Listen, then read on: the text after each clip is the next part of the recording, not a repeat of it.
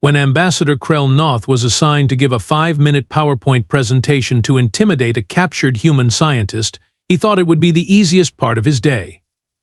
After all, what could possibly go wrong with showing a primitive flower picker the overwhelming military might of the Vorthak Empire? By slide 3, emergency alarms were screaming across the flagship, explosions were rocking every deck. And the harmless little botanist had somehow vanished into thin air. But here's the terrifying part: she had been taking notes the entire time, asking the most innocent questions about weapon specifications, shield frequencies, and security protocols. Questions that Krell Noth had been answering with pride, never realizing he was conducting the most comprehensive intelligence briefing in galactic history. What started as a routine intimidation session was about to become the greatest military disaster the Vorthak Empire had ever experienced, and it all began with one human saying, "Should I take notes?" Ambassador Krell Noth stared at the assignment datapad with the kind of expression usually reserved for cleaning waste recyclers. A routine intimidation briefing. For a human, one single, solitary human who had been caught picking flowers on a restricted moon like some sort of botanical tourist. Seriously, he muttered, his 4 arms gesticulating in disgust. They want me, a decorated military strategist with 47 successful conquest campaigns, to give a PowerPoint presentation to a dirt-dwelling primate? The detention officer, a nervous Vorthak Jr. named Thax, shuffled his clawed feet. "Sir, the prisoner is listed as Dr. Marina Blake, xenobiologist. Command wants her properly educated before she joins the mining labor force." Krell Noth's eye stalks twitched with annoyance. 5 minutes. That is all this would take. 5 minutes of showing this primitive creature the overwhelming might of the Vorthak Empire, watch her cower appropriately, then dump her in the work camps where she belonged. He stalked through the pristine corridors of the flagship Eternal Dominion, his ceremonial armor clanking with each step. The conference room was a masterpiece of intimidation design, gleaming metal walls, holographic displays showing rotating images of conquered worlds, and a table that could seat 30 beings but would host only 2 today. Dr. Marina Blake sat in the center chair, looking remarkably calm. She was smaller than Krell Noth had expected, with short brown hair and wearing what appeared to be a rumpled research suit covered in actual dirt and plant matter. She had a small notebook open in front of her and was sketching something with intense concentration. "Greetings, human," Krell Noth announced, activating his intimidation protocols. His voice boomed through the room's acoustic enhancers. "I am Ambassador Krell Noth, Supreme Strategic Commander of the Western Spiral Arm. You will listen to what I have to say."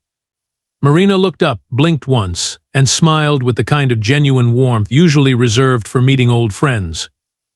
"Oh, hello. Thanks for taking the time to meet with me. I hope this won't be too much trouble. Should I take notes?" Krell Noth blinked all 6 of his eyes in sequence. Take notes? This was supposed to be an intimidation session, not a university lecture. But fine. Let the human scribble her little pictures. It would make her inevitable surrender all the more satisfying. "Very well," he said, activating the holographic display system. "Observe and despair, primitive creature." The first slide materialized in brilliant 3-dimensional glory, the Vorthak Imperial fleet in full battle formation. 10,000 ships stretched across the projection, their hulls gleaming with enough firepower to sterilize entire star systems. At the center, massive dreadnoughts displayed their primary weapons, plasma cannons capable of cracking moons in half with a single shot. "Behold," Krell Noth declared with practiced dramatic flair, "the unstoppable might of the Vorthak Empire. Our fleet numbers over 10,000 vessels, each armed with weapons that could turn your pathetic homeworld into cosmic dust within hours." Marina nodded politely and wrote something in her notebook. She looked like a student attending a particularly dry physics lecture. Krell Noth felt a slight twinge of irritation. Where was the trembling? The pleading? The immediate collapse into sobbing submission that usually accompanied this presentation? He pressed on. "Slide 2, he announced, and the display shifted to show a parade of conquered species. The crystalline hegemony, surrendered in 48 hours. The tentacled confederation, 12 hours. The silicon-based collective. They didn't even wait for us to finish our demands before throwing down their weapons. Marina raised her hand like an eager student. Yes? Krelnoth asked, confused. Sorry, quick question about those plasma cannons. What's their effective range in a standard engagement? And do you use targeting arrays or manual guidance systems for precision strikes? Krelnoth's eye stalks twitched. That was oddly specific. The range is classified, but I suppose it doesn't matter since you'll never use this information. Approximately 50,000 kilometers with full accuracy. We use quantum-linked targeting matrices. Fascinating. Marina scribbled furiously. And the reload time between shots? 37 seconds for full power discharge. Excellent. Thank you, that's very helpful. She beamed at him like he had just explained how to properly water houseplants. Something felt wrong. Krelnoth couldn't quite place what it was, but this human was not reacting correctly. Not at all. Moving on to slide 3, Krelnoth said, deciding to skip the psychological build-up and go straight for the crushing finale. The holographic display shifted to show a complete three-dimensional schematic of the Eternal Dominion itself. Every deck, every corridor, every defensive system laid out in perfect detail. This is our flagship. Observe its impenetrable defenses. Triple-layered energy shields, automated plasma turrets on every level, patrol schedules that ensure no section goes unmonitored for more than 90 seconds. Even if you somehow escaped your cell, which is impossible, you would never make it past the first checkpoint. Marina leaned forward with the kind of excitement usually reserved for discovering a new species of butterfly. Oh my goodness, this is incredible. Your shield harmonics are set to a rotating frequency pattern. That's brilliant. What's the base frequency? Krelnoth found himself answering automatically. 0.78 terahertz, cycling through a 17-point modulation sequence. And the patrol rotations? Marina's pen was moving so fast it was practically a blur. I'm guessing you stagger them to avoid predictable gaps? Well, naturally. Sector 7 Alpha rotates every 12 minutes, offset by 4 minutes from Sector 7 Beta, which creates overlapping coverage zones that Krelnoth stopped mid-sentence. Why was he explaining this? Fascinating. And I notice there's what looks like a maintenance access tunnel here between decks 15 and 16. Do your security sweeps cover that area? Of course they will, actually. That's primarily used for automated systems, so the patrols only check it during shift changes every 6 hours. But it's sealed, and he stopped again. Why are you asking about this? Marina smiled brightly. Oh, I'm just genuinely impressed by the elegant efficiency of your security design. Like this docking bay arrangement. You've got these wonderful gaps in sensor coverage where the ships create blind spots. It's like you've optimized for maximum ship capacity while accepting calculated risks in perimeter monitoring. It's actually quite clever from a resource management perspective. Krelnoth felt a cold chill run down his spine equivalent. Calculated risks? What calculated risks? Our docking security is perfect. Oh, I'm sure it is. I just meant from a theoretical standpoint. If someone hypothetically wanted to exploit the 17-second window when ships dock and create electromagnetic interference with the sensors, they'd need to approach from exactly this angle. She pointed to a specific coordinate on the schematic. But that's probably impossible anyway, right? Right. Completely impossible because Krelnoth suddenly realized he had been talking for 23 minutes. This was supposed to be a 5-minute intimidation session, and somehow he had spent nearly half an hour providing detailed intelligence briefings to his prisoner. Marina squeezed something in her left hand, a small, squishy ball that she had been holding the entire time. Sorry, this is just my stress ball. It helps me concentrate during intense learning sessions. I hope you don't mind that it's been recording everything. The audio quality on this model is remarkable. It picks up every word with perfect clarity. All 6 of Krelnoth's eyes went wide with horror. The alarm klaxons chose that exact moment to begin their ear-splitting wail. Red warning lights bathed the conference room in pulsing crimson as the ship's automated voice announced, "Hull breach detected. Multiple unauthorized contacts in sectors 7, 12, and 15. All security teams to battle stations."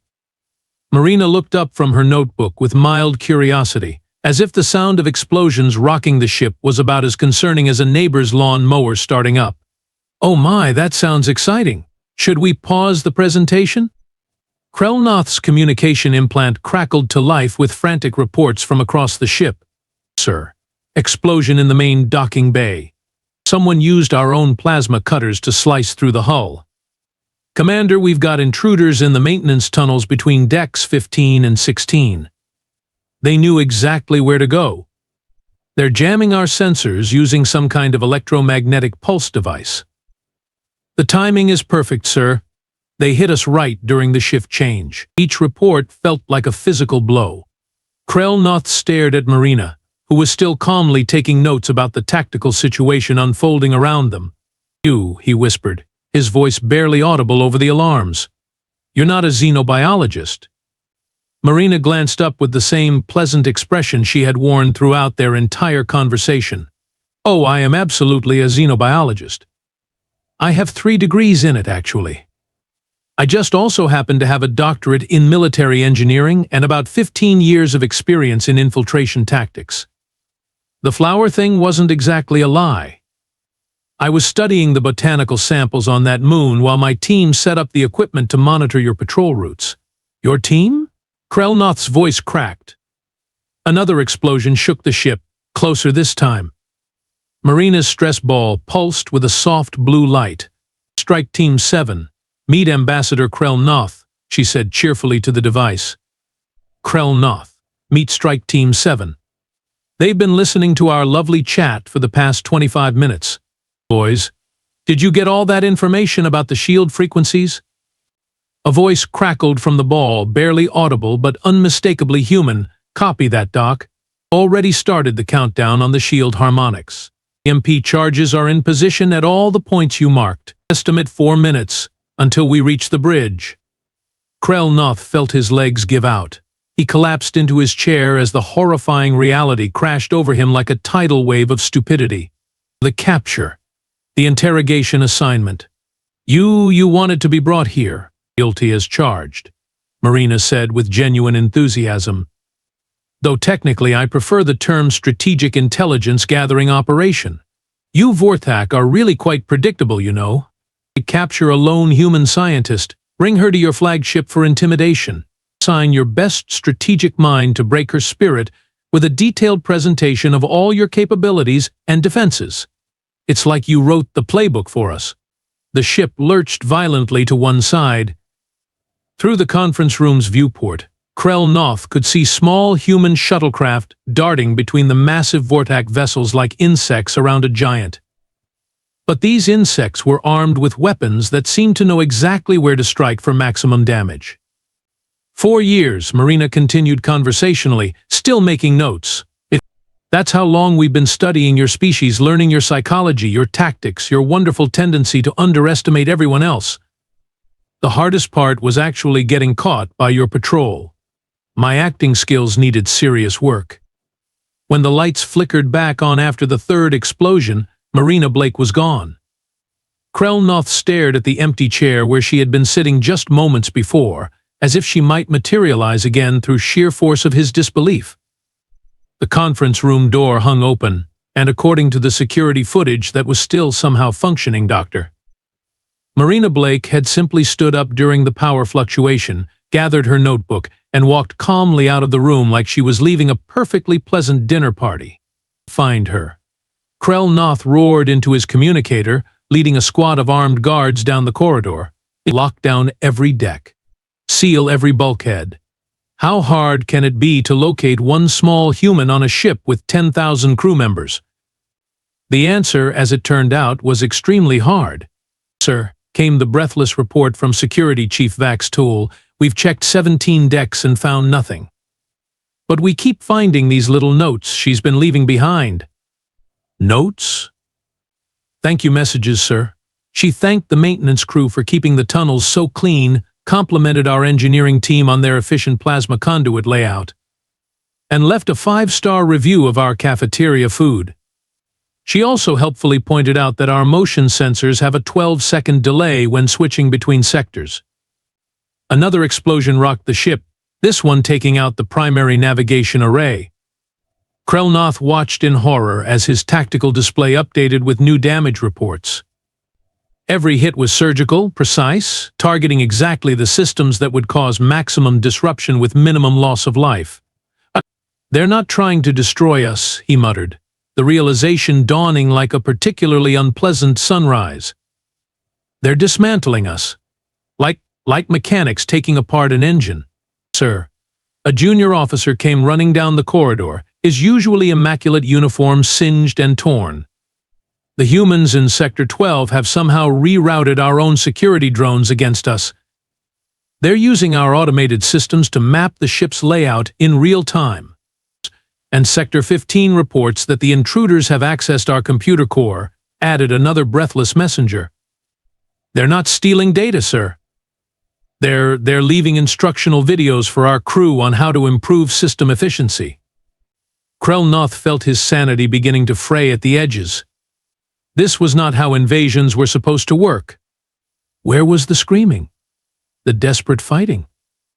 The obvious military objectives? These humans were treating his flagship like a learning opportunity. "They've reached the armory on Deck 8, came another report. But instead of taking weapons, they've left behind maintenance manuals for our plasma rifles. Apparently, we've been cleaning them wrong for the past decade." The hunt continued through corridors filled with smoke and flashing emergency lights. Every time Krelnoth thought they had cornered Marina or her team, they would arrive to find empty rooms and more helpful notes. The humans seemed to move through the ship like they had been living there for years, using ventilation shafts, maintenance crawlways, and service tunnels that even the crew rarely accessed. "This is impossible," Krelnoth panted, leaning against a bulkhead as his search teams regrouped. "We have superior technology, superior numbers, superior everything. How are these primitives running circles around us?" Security Chief Vax Tull consulted his datapad with the expression of someone trying to solve a puzzle made of liquid mercury. "Sir, I think that's exactly the problem. They studied us so thoroughly that they know our capabilities better than we do. Every time we respond to a threat, they're already 3 steps ahead because they predicted exactly how we would react." Another blast echoed through the ship, followed immediately by the cheerful voice of Dr. Marina Blake coming through the ship's communication system. "Attention crew of the Eternal Dominion. This is Dr. Blake from Conference Room 7. I just wanted to say thank you for the absolutely wonderful tour you've been giving us. Your ship is even more impressive from the inside. Oh, and Krelnoth, if you're listening, you might want to check on your bridge. We've left a little surprise for you there. Nothing dangerous, just a small demonstration of human engineering principles. You're going to love it?" Krelnoth closed all 6 eyes and tried to remember a time when the universe made sense. The ship's intercom crackled to life again, and Marina's voice filled the corridors with the kind of cheerful enthusiasm usually reserved for nature documentaries. "Good evening again, everyone. This is Dr. Blake with your unofficial mission update. We've successfully accessed 73% of your critical systems, and I have to say, your crew has been absolutely delightful to work with. Very professional, very courteous. 5 stars. Would infiltrate again." Krelnoth grabbed the nearest communication panel and smashed the response button. "Blake. Where are you? What do you want? Oh, hello again, Krelnoth. I'm currently in your secondary computer core, lovely feng shui down here, by the way, and I wanted to thank you personally for that wonderfully detailed briefing you gave me. Seriously. That presentation was exactly what we needed. My team is calling it the most comprehensive intelligence package they've ever received from a target species." "Target species?" Krelnoth's voice climbed several octaves. "We're the ones who captured you." Marina's laughter echoed through the ship's speakers. "Oh, that's adorable. You really thought that was a capture, didn't you?" Krell, sweetie, we've been planning this operation for 8 months. I practically had to throw myself at your patrol ships to get arrested. Your security protocols are remarkably predictable, by the way. Another explosion rumbled through the deck plating, followed by the sound of what Krell was beginning to recognize as controlled demolition rather than random destruction. Let me walk you through what just happened, Marina continued, her voice taking on the tone of a patient teacher explaining basic mathematics to a struggling student. Step 1. We identified that the Vorthak Empire always brings high-value prisoners to the flagship for interrogation. Step 2. We confirmed that you always assign your top strategic personnel to conduct intimidation briefings. Step 3. We realized that said personnel would naturally want to demonstrate their overwhelming superiority by showing off detailed schematics of their defenses. Krell felt his legs wobble. You manipulated me into giving you the intelligence. Bingo. Gold star for the ambassador. Though I have to critique your presentation style a little. The dramatic pauses were effective, but you might want to work on not answering every single technical question from your prisoners. That's more of a security vulnerability than a psychological tactic. The lights flickered as another carefully placed charge disabled what sounded like the backup power grid. Security Chief Vax Tool appeared at Krell elbow, looking like he had aged several years in the past hour. Sir, they've accessed our personnel files. They're sending individualized thank you notes to crew members, complimenting their work performance and suggesting career advancement opportunities. They're what? What? The humans, sir. They're being polite. Engineer Moore received a note praising his maintenance of the plasma conduits and recommending him for a promotion. Apparently, his efficiency ratings are, quote, absolutely stellar, end quote. Marina's voice returned to the speakers, now coming from a different location entirely. Oh, and Krell, I should mention that your whole empire's intelligence network has a fascinating flaw. You collect massive amounts of data on potential threats, but you file it all under primitive species not worth detailed analysis. We've been sending you cultural exchange students, trade delegations, and scientific research teams for 4 years. Every single one of them has been collecting information on your technology, your psychology, and your tactical doctrines. Impossible, Krell whispered. Our security screening is designed to detect military threats and advanced technology. Marina finished for him. But not designed to notice that the friendly botanist asking questions about your agricultural systems is actually mapping your food supply vulnerabilities, or that the cultural anthropologist studying your social structures is really analyzing your command hierarchy for optimal disruption points. The ship groaned around them as another system went offline. Through the viewport, Krell could see more human craft arriving, moving with the kind of precision that only came from having detailed floor plans and security schedules. The thing about humans, Marina said, her voice now coming from what sounded suspiciously like the bridge itself, is that we're really good at learning. And you, my dear ambassador, just gave us the most comprehensive graduate-level course in Vorthak military strategy ever recorded. Krell realized with crystalline clarity that his career was over. By the time Krell reached the bridge, it was already too late. 4 humans in sleek tactical gear were calmly dismantling the primary control console with the methodical precision of professional technicians, while his bridge crew sat in their chairs looking confused and oddly grateful for the detailed explanations they were receiving about proper system maintenance. Marina Blake walked onto the bridge from the opposite entrance at almost the exact same moment, still carrying her notebook and looking like she had just finished a pleasant stroll through a garden. She waved cheerfully at Krell, as if they were old friends meeting for coffee. Oh, perfect timing. I was hoping to catch you before we left. Krell stood in the doorway, his forearms hanging limply at his sides, staring at the woman who had single-handedly orchestrated the most humiliating intelligence disaster in Vorthak history. How? He croaked.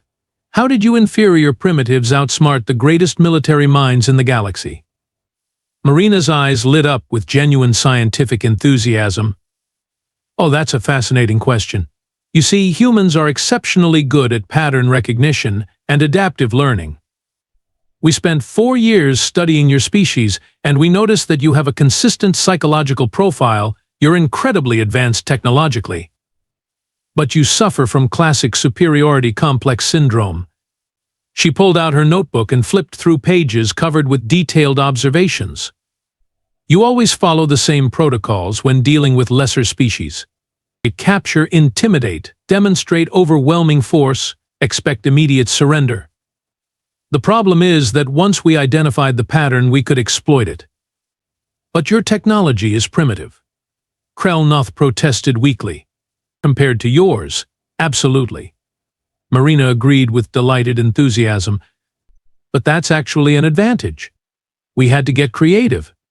We had to think outside conventional parameters. We had to use your own systems against you because we couldn't overpower them directly. It's like imagine trying to defeat a master chess player when you're only allowed to move pawns. You have to be really, really clever about it. One of the human strike team members looked up from the console he was carefully reassembling. Doc, we're ready to go. All data copied, systems restored to original functionality. Thank you notes distributed to the crew. Wonderful. Oh, and Krell-Noth. Marina turned back to him with a bright smile. I genuinely want you to know that your presentation was excellent. You're very informative, well-structured, great use of visual aids. I've already recommended you for the Galactic Communications Excellence Award. Your slide transitions were particularly smooth. She reached into her pocket and pulled out a small datapad, which she handed to a bewildered Krell-Noth. Here's my formal review of today's briefing. 5 stars across the board. I especially appreciated how thorough you were with the technical specifications. Most presenters would have glossed over those details, but you really went the extra mile. Krell-Noth stared at the review datapad as the humans gathered their equipment with practiced efficiency. You're insane. All of you. Completely insane. Marina paused at the bridge entrance and looked back with genuine concern. Oh no, are you feeling all right?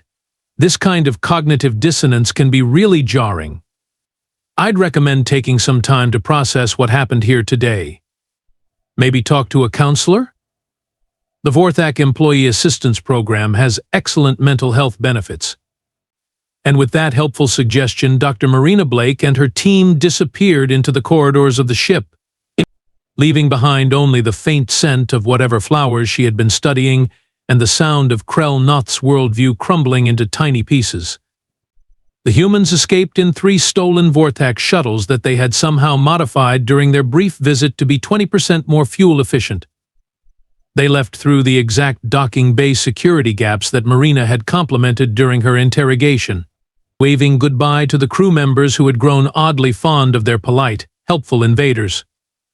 The Eternal Dominion limped back to Vorthak High Command with half its systems offline, a crew suffering from collective psychological confusion, and one very shell-shocked ambassador trying to write the most difficult report of his career. Incident Report 7742 Alpha, Krell-Noth dictated to his recording device, his voice hollow with defeat. Routine prisoner intimidation briefing resulted in comprehensive intelligence breach, tactical systems analysis, personnel evaluation reviews, and apparently a 5-star rating on our cafeteria food. Duration of security compromise, approximately 47 minutes. Estimated data loss. Everything. Casualties 0, but morale among crew is inexplicably higher than before the incident. He paused, staring at the formal thank you note that Marina had left on his desk. It was written on official Vorthak letterhead that she had somehow acquired, and included a detailed critique of his presentation skills along with helpful suggestions for improving visual aid clarity and audience engagement techniques. Recommendation for future human contact. Krell-Noth continued wearily. Avoid at all costs. Species demonstrates advanced psychological warfare capabilities disguised as excessive politeness. Suggest reclassifying humans from primitive conquest target to leave them alone and hope they don't notice us. 3 weeks later, the Vorthak High Command issued a quiet directive to all fleet commanders. Human space was now considered a low-priority expansion zone, and all contact should be limited to cultural exchange and trade opportunities only. The official reason given was resource allocation efficiency. The real reason was that nobody wanted to explain to the Emperor how a single human with a notebook had turned their flagship into an involuntary educational seminar. Dr. Marina Blake, meanwhile, published a research paper titled Interspecies Communication Protocols, a case study in cross-cultural information exchange that became required reading at 17 different universities across human space. She never mentioned the Vorthak by name, but her colleagues always wondered why she smiled so mysteriously whenever someone complimented her presentation skills.